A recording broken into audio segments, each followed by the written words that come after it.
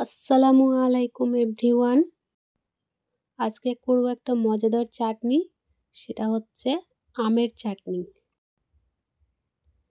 একটা আছে কলম আম, এটা মিষ্টি আম, আর একটা আছে ফজলি আম, এটা একটু টক টক।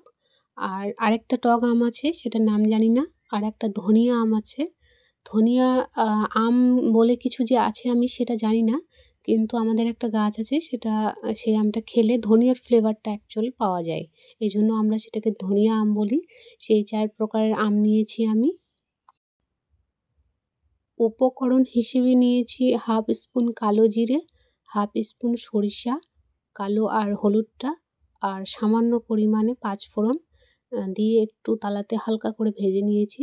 যখন ফুটতে শুরু করেছে তখন দিলাম তেজপাতা একটা, আর একটা শুকনা লঙ্কা, আর পরিমাণ মতো সর্ষের তেল দিয়ে যখন ফ্লেভারটা উঠে গেল তখন কেটে রাখা আমগুলি দিয়ে দিলাম। আমগুলি দিয়ে একটু নাড়াচাড়া করে সামান্য পানি দিলাম সেদ্ধর জন্য, দিয়ে ঢাকনা দিলাম। ঢাকনা তুলে দেখলাম একটু শক্ত শক্ত ভাব আছে, তখন আরেকটু পানি দিয়ে আবার ঢাকনা দিলাম। যখন পুরোপুরিভাবে সেদ্ধ হয়ে গেল, এভাবে খুন্তির সাহায্যে নাড়তে থাকলাম। নাড়তে নাড়তে পরিমাণ মতো দিয়ে দিলাম হাফ স্পুন লবণ, হাফ স্পুন হলুদ, আর আড়াই স্পুন দিলাম চিনি। একদম পরিমাণটা ঠিকঠাক ছিল, খেতে ভালো মজাদার টেস্টি হয়েছিল।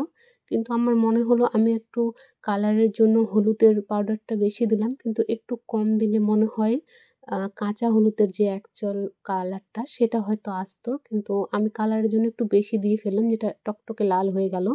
কিন্তু পরে আবার ঠিক হয়ে গেছিলো কিছুক্ষণ রেস্টে রাখার পর। আর এইভাবে তৈরি করে নিলাম কাঁচা আমের চাটনি।